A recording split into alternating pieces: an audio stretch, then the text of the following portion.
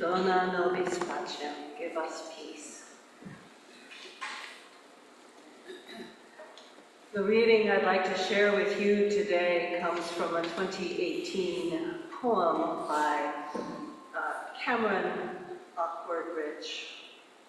And it's called Cento, Between the Ending and the End.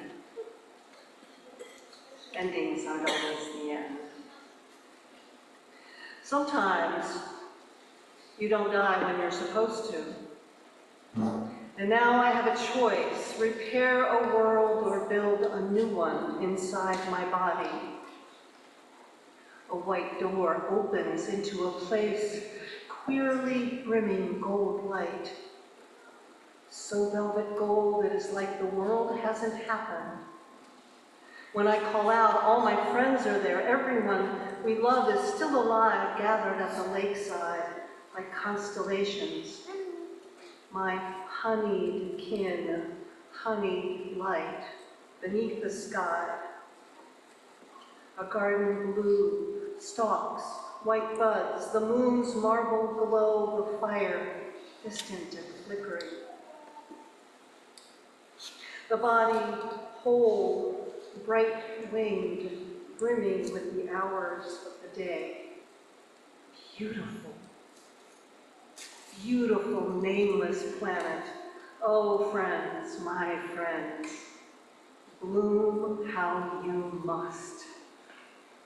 Wild until we are free.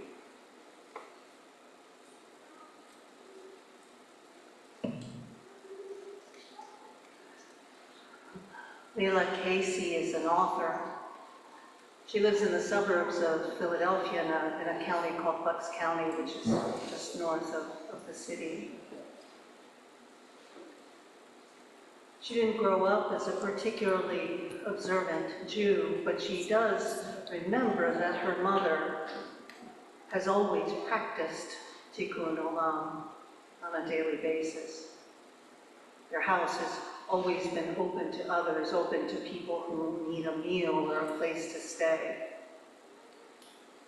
She remembers that open door as being part of her growing up.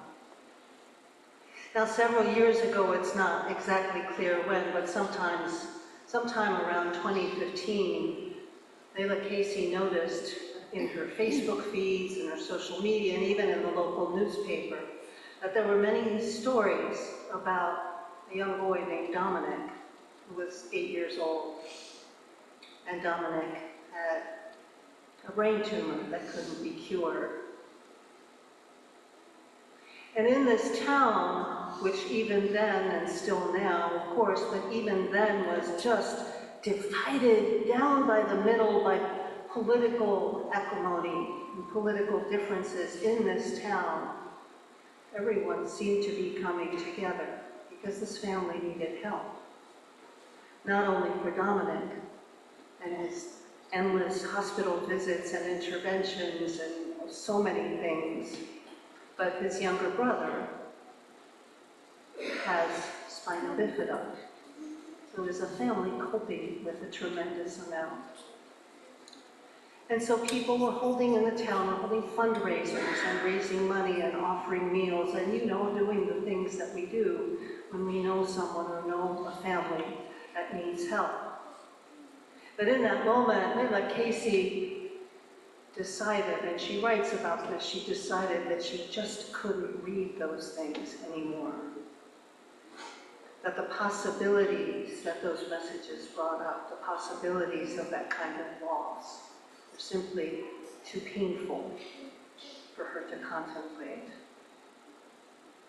And so she turned away and tried not to notice when his name came up. Something, I understand, perhaps something many of us have done at one time or another to protect, seemingly to protect ourselves. But that's what she did, and then one day, somehow she saw one message from Dominic's mother. She had hurt her back, and she needed help because she couldn't take him to school. She couldn't physically help him get into the car and put his wheelchair in the car to get him to school. And in a flash, Layla remembered her mother's teaching. She said to herself, okay, I can do this. This is a small thing, I can do this. And before she stopped to overthink it, which is a critical part of the story, she called Dominic's mom and said, I can help. And so she did. And she began helping to get Dominic to school, and pretty soon she had a fast friendship with him and his brother and with his family. And she was privy not only to those moments of difficulty, because, as we know and can imagine, there's challenge along the way, but she also became privy and part of the moments of joy. The times when she would watch the two brothers play fighting, the time when they came back from their Make-A-Wish trip to Disney World and couldn't stop smiling, the times when they celebrated holidays together.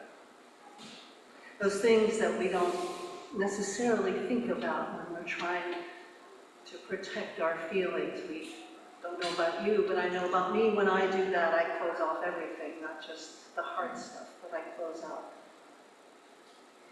the good stuff too. As it turned out, over time, the unthinkable happened. And Dominic did lose his fight with cancer. And Layla began to write about the experience. She began to write about those things that she had learned and the things that she had felt and the joy that she had experienced, and how she wouldn't trade that for anything, even though the outcome, as they often are, the outcome was not what she or anyone had hoped for. And not only did she reflect on the gifts that she had received in this process, she also realized, and she writes about this, what if everyone in the town had reacted the way she did? What if no one had decided to jump in and help because they needed to protect their feelings?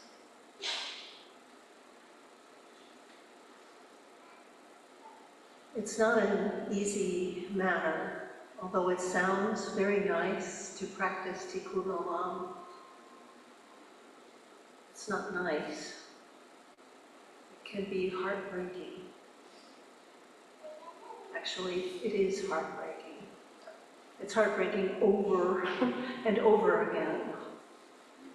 And there are no guarantees that anything we do, no matter how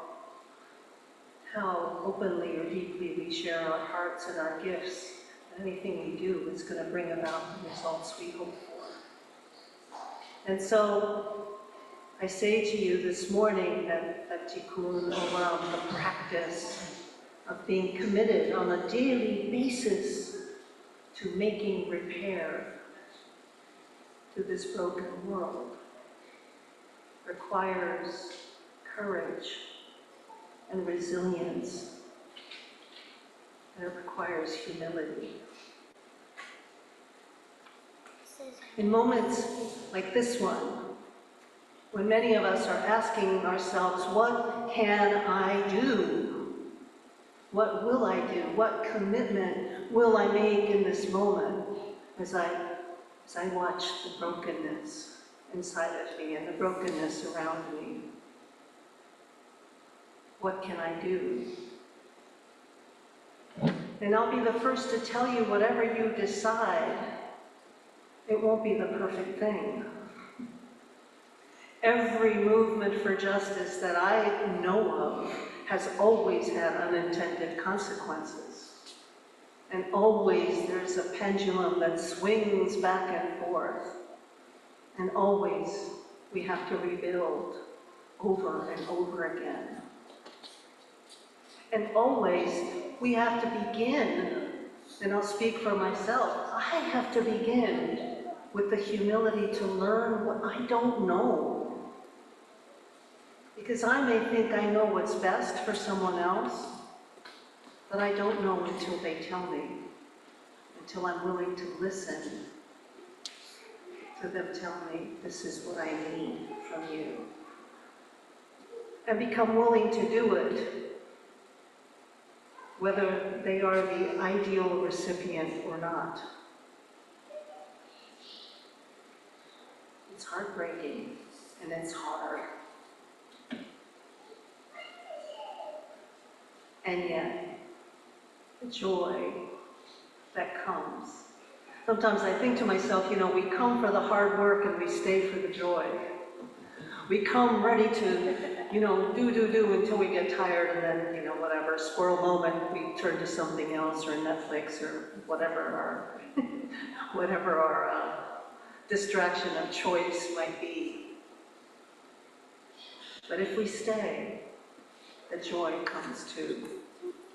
And even if it's hard, especially for many of us in this moment when we're observing something that didn't feel like it could happen in this society, and then it did, I know it's not the same for everyone.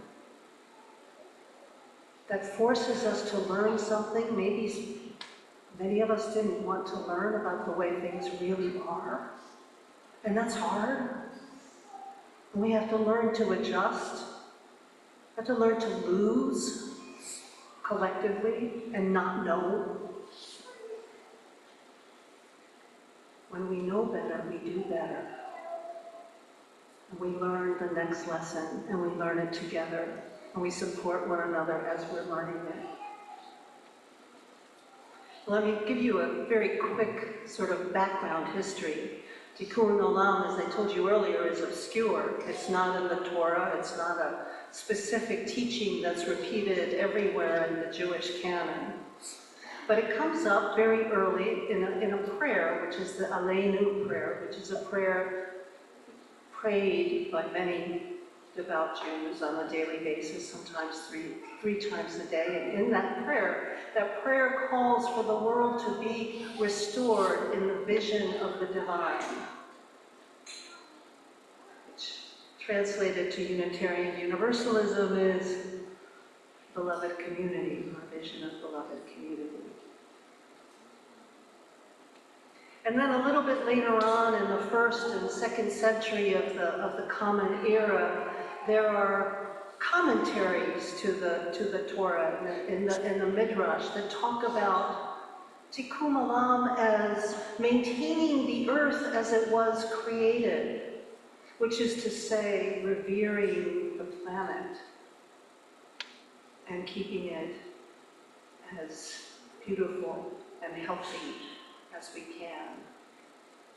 So seeds for today's environmental movement and being in relationship not just with each other, but with the earth we live on. And then not long after that, there's a mention in the law codes, which was an effort to change the laws so that the most vulnerable in society would have more benefit. So for example, I believe this was in the 2nd century, there was a law that allowed men who wished to divorce their wives to do it basically without any problem. And the laws were changed to protect women in these situations. Today, people like Cornel West talk about justice is what love looks like in public. But much of the work we do today is about impacting laws, changing unjust laws and making laws just. There's a rabbi, I believe he lived in the 2nd century, Rabbi Tarfon, who's well known. I don't know if I'm pronouncing that right. But he was known to be a very nice man and very humble, and who actually believed he didn't know everything. May have been the perfect man. But at one time, and he came from money, I didn't mention that, but he came from money. And at one time, he made betrothal promises. Some stories say 300 women, some stories say 800 women. And he did this because they were widows so that they could receive food benefits from the government in a time of famine. So this whole idea of being someone who uses legal methods, who uses whatever is necessary to make life better for those who suffer. And then skip a bunch of centuries until the 16th century, and the story that I shared with you that Rachel Naomi Nevin heard from her grandfather comes up, and it is this mystical idea of the light that breaks into 1,000 pieces and how we are part of those pieces. And then radio silence again. And about 100 years ago, as people began to realize the 20th century was the most cruel century of human history in terms of the brutality we did to one another.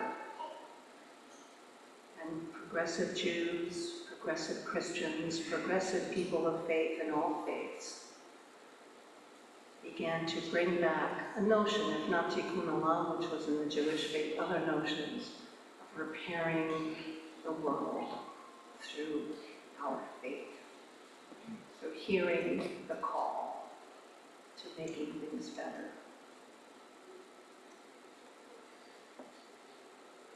If we come for the work and stay for the joy, let me ask you this.